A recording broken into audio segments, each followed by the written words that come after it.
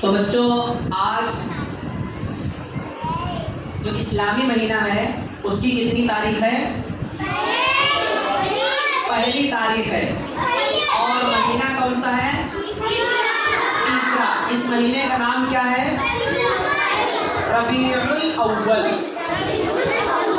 तो इस महीने में कुछ खास काम एक होता है, कुछ हमारे भाई लोग खास काम करते हैं। जानते हैं आप लोग क्या होता है इस महीने में? जुलूस निकलता है। और क्या होता है?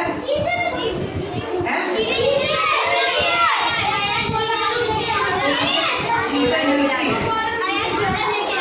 अच्छा, नहीं, ये किसने कहा चीजें मिलती है? किसने कहा चीजें मिलती है?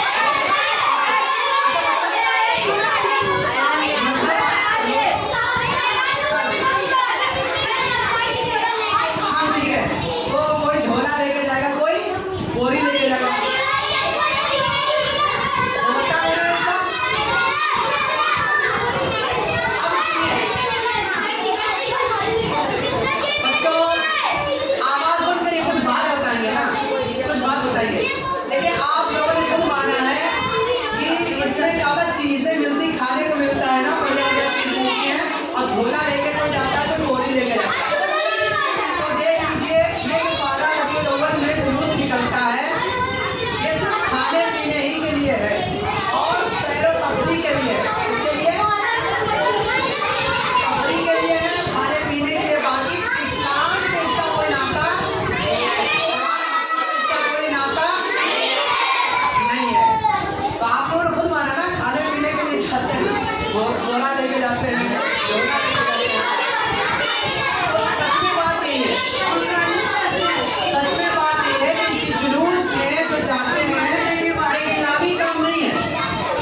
अगर कोई इस्लामी काम समझ करके जाता है तो उसे गुनाह मिलेगा। ऐसे हम नहीं मना करेंगे, आप उसे सैर व तफरीह के लिए चले जाएं, सैर व तफरीह के लिए जाएं, ठीक है जाए, ठीक है। लेकिन आप कहें कि इस्लामी जुलूस है, कुरान हदीस से इसका कोई सबूत है इसलिए हम जाते हैं, तो फिर आपको गुनाह मिलेगा इसमें। ऐसे आप जाइए, जुलूस में जाइए, हम मना नहीं करते। सैर व तफरीह के तौर पर, जैसे आप कहें कि खाने को मिलता है, खाने के लिए जाइए, ठीक है। बाकी काम नहीं, से जुलूस का कोई सबूत नहीं है, ठीक है। अच्छा, इस महीने में क्या हुआ था जानते हैं आप लोग?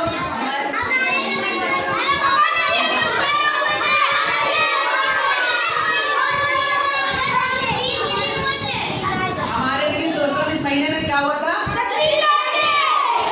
तशरीफ लाए थे, है ना, पैदा हुए थे हमारे नबी सल्लल्लाहु अलैहि वसल्लम इस महीने में।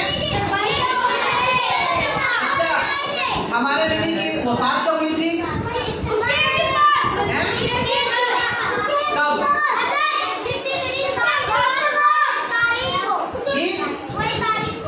उसी तारीख को,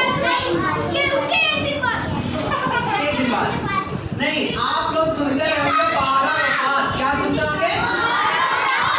12 वफात। तो इसका क्या मतलब है? यानी कि ये मानते हैं कि 12 रबीउल अव्वल के दिन हमारे नबी सल्लल्लाहु अलैहि वसल्लम की वफात हुई थी, है ना? तो इसी का यही मतलब है। अब ये बताइए कि हमारे नबी सल्लल्लाहु अलैहि वसल्लम की वफात का दिन 12 रबीउल अव्वल है, तो हम उस दिन खुशी कैसे मना सकते हैं? बताइए। अगर हम उस दिन खुशी मनाए, जुलूस की शक्ल में खुशी मनाने जाए, ठीक है, तो कैसे मना सकते भाई? कि वो नबी जिसकी वजह से पूरी दुनिया बनी, हम और आप जिसकी वजह से बने, जिसके सदक़े में हम लोग आए, ठीक है। तो वफात जो है 12 रबीउल अव्वल के दिन हुई, ये तो सब कोई मानता है। लेकिन जो आप लोगों ने अभी बताया कि 12 रबीउल अव्वल के दिन हमारे नबी सल्लल्लाहु अलैहि वसल्लम की विलादत हुई, पैदा हुए थे, पैदाइश हुई थी हमारे नबी की, तो इसमें इख्तिलाफ भी है। इसमें इख्तिलाफ है, किसी ने मुहर्रम में बताया है और किसी ने 8 रबीउल अव्वल बताई है, ठीक है, किसी ने कोई तारीख बताई है। तो तारीख पैदाइश में इख्तिलाफ है भाई। इमाम हजरत हमारे नबी सल्लल्लाहु अलैहि वसल्लम की तारीख पैदाइश में इख्तिलाफ है, लेकिन वफात 12 रबीउल अव्वल को ही सब लोग कहते हैं। ठीक है। तो जब वफात कोई इख्तिलाफ नहीं करता है और पैदाइश में सब लोग इख्तिलाफ करते हैं, तो क्या हुआ कि 12 वफात, जैसे आप लोग पहले कहते थे, सब लोग 12 वफात कहते थे, 12 वफात है। लेकिन क्या किया लोगों ने कि 12 वफात को बना दिया ईद मिलादुन नबी। क्या बना दिया? यानी मुसलमानों की तीसरी ईद बना दी, जबकि तीसरी ईद बना दी भाई ईद मिलादुन नबी। तो ईद इस्लामी त्योहार कितने हैं?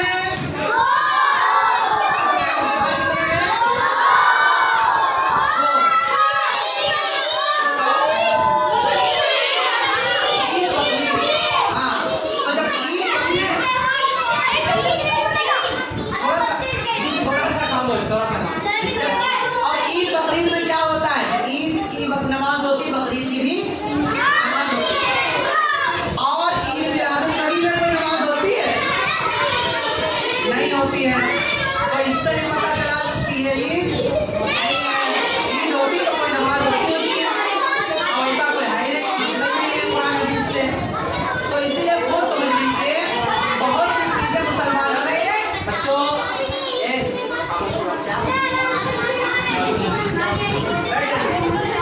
बैठ जाइए।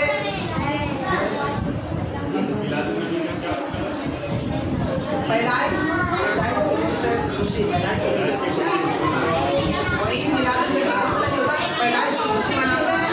तो जब पैदाइश की खुशी तब मनाई जाएगी जब मालूम हो अच्छी तरीके से कि हाँ यही तारीख है, तो उससे तो खिलाफ है। और वफात में खिलाफ नहीं, और वफात में जो है खुशी मनाए तो जाहिर बात है काम किसका है? नबी की वफात पर खुशी कौन मना सकता है? ए बच्चों, नबी की वफात पे खुशी कौन मना सकता है? शिया?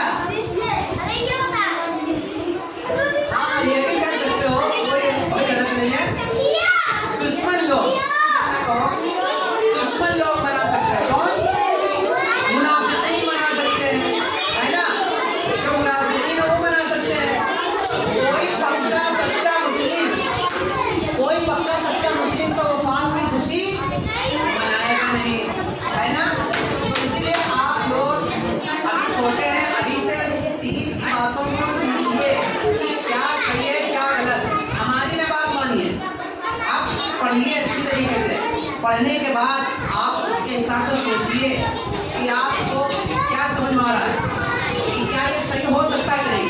जैसे कि आपने अभी बताया कि उसमें खाने पीने को मिलता है, तो सच में खाने पीने को मिलता है। कुरान हदीस में इसका सबूत नहीं मिलेगा कि जुलूस जो है कोई शरीयत का काम हो, या जो रोशनी होती है ये शरीयत का काम हो। पहली बार तो रोशनी इस तरीके से होती ही नहीं थी, पहले लाइटें वहीं की नहीं थी, ठीक है। अगर मान लिया जाए कि लाइटिंग होती थी, रोशनी होती थी, तो वही वाली रोशनी करिए। कौन सी रोशनी? पहले चिराग जलते थे तो आप चिराग जलाइए, या तो ये करिए। लेकिन चिराग मशहूर चिराग है, चिराग लफ्ज होता है। आप उर्दू पढ़िएगा तो इसमें ज़बर लगा हुआ है। उर्दू की पहली में देखिएगा चिराग लगा है, चिराग लिखा है, चिराग नहीं लिखा है। नहीं, मशहूर है चिराग, तो चिराग भी बोल सकते हैं। कोई चीज़ मशहूर हो जाए तो वो बोली भी जा सकती है, ठीक है। लेकिन लफ्ज जो असल है वो चिराग है, और चिराग बोला जाता है।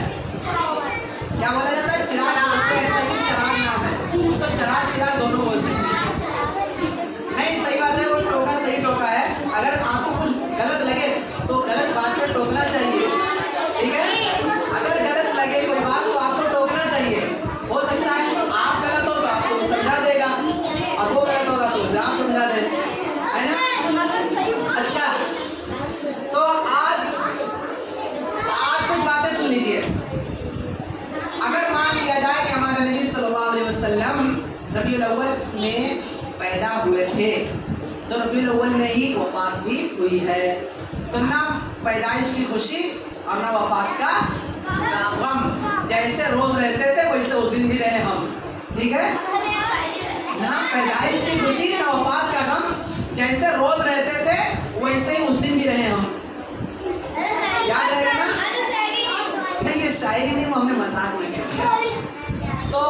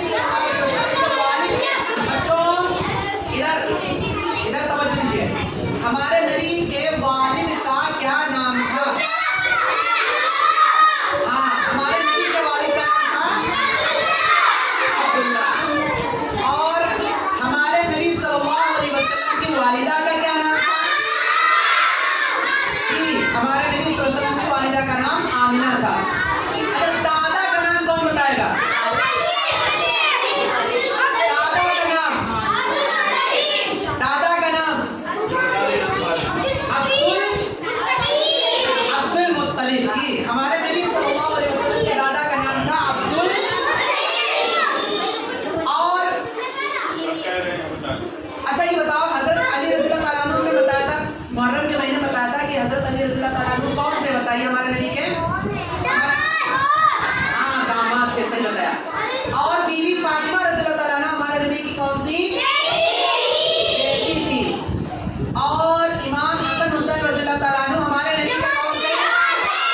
माशाअल्लाह, नवासे थे, ठीक है। बीवी फातिमा रज़ियल्लाहु ताला अन्हु के अली रज़ियल्लाहु ताला अन्हु कौन थे? हाँ, शौहर, you can say husband, husband also you can say husband भी कह सकते हैं। अच्छा, ये बताओ अली रज़ियल्लाहु ताला अन्हु हसन हुसैन रज़ियल्लाहु ताला अन्हु के कौन थे? अब्बा जी। कोई इधर से उधर करके सवाल पूछ सकता है, आपको हर तरीके से मालूम होना। तो हमारे नबी सल्लल्लाहु अलैहि वसल्लम जब इस दुनिया में तशरीफ लाए हैं, मालूम है कैसे दौर में लाए तशरीफ? उस टाइम में दुनिया में बुराई बहुत फैली हुई थी। दुनिया में बुराई बहुत फैली हुई थी। लोग जुआ खेलते थे, शराब पीते थे, अपनी बच्चियों को जिंदा जमीन में गाड़ देते थे। मतलब लड़कियों की पैदाइश बहुत बुरी मनहूस मानी जाती थी, मनहूस समझते थे लड़कियों की पैदाइश को। अगर किसी के घर में लड़की पैदा हो जाती थी तो उसको जिंदा कब्र में दफन कर देते थे, समझ गए? लेकिन जब हमारे नबी सल्लल्लाहु अलैहि वसल्लम दुनिया में तशरीफ लाए तो हमारे नबी सल्लल्लाहु अलैहि वसल्लम ने हर एक के हक को वाज़े कर दिया कि किसका क्या हक है। मालूम है क्या? हाँ हाँ, बुद्ध की पूजा भी होती थी, बुतों की पूजा भी होती थी। जी जी, ये भी सही कहा, ठीक है। तो ये कुछ बातें थी। सुनिए, हमारे नबी सल्लल्लाहु अलैहि वसल्लम जब इस दुनिया में आए तो बहुत अच्छी अच्छी बातें बताएं, शरीयत के जो आकाम होते वो बताए, ठीक है। इसके बाद से बहुत ही सुधार हुआ। बहरहाल एक दिन में इतनी बातें थोड़ी ना बताई जाएगी, बस थोड़ा बहुत सीख लो। अब इनाम भी तकसीम होना है और माशाल्लाह गोया का कुरान मुकम्मल हुआ, लड्डू भी तकसीम होंगे, आप लोगों को लड्डू भी मिलेंगे। तो हाँ, गोया लड्डू लेके आइए, देखो आप लोग के लड्डू लेके आइए। आप सब लोग लड्डू लिए तो जज़ाकल्लाह बोले, क्या बोले? सारे के सारे बच्चे जज़ाकल्लाह बोलेंगे। किसी का जज़ाकल्लाह अगर कबूल हो गया तो गोया के काम बन जाएगा। जज़ाकल्लाह का क्या मतलब? अल्लाह ताला आपको बेहतरीन बना है ना? मगर तो एक ही लड्डू दिया है और आपको जज़ाकल्लाह बोलने के चलिए। अच्छा, अब देखिए, खामोश होइए, अब इनाम तकसीम करेंगे।